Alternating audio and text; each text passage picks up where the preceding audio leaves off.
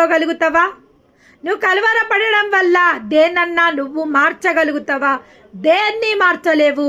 నువ్వు కలవరపడడం వల్ల నీతో పాటు నీ యొక్క దేహానికి కూడా నువ్వు బాధ కలిగజేస్తున్నావు.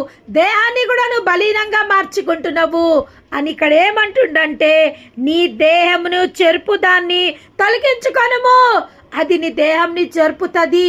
ఎప్పుడైతే నువ్వు మత్సరం పడతావో, ఎప్పుడైతే కలవరం పడతావో, ఎప్పుడైతే చింతిస్తావో, అది నీ దేహంని పాడు చేస్తుంది. అది నీ దేహంలో ఉన్న బలంని నువ్వు కోల్పోయేటట్టు చేస్తుంది. ఆనాడు పేతురుతో దేవదేవుడు సెలవివ్వడం జరిగింది. ఏమని? పేతురు, దుష్టుడు నిన్ను జల్లించబోతుండు, గోధుమలని జల్లించినట్టు నిన్ను జల్లించబోతుండు, మేల్కోగా ఉండి ప్రార్థించుమని పేతురుకు హెచ్చరిక రావడం జరిగింది. కానీ పేతురు దేవదేవుని యొక్క మాటని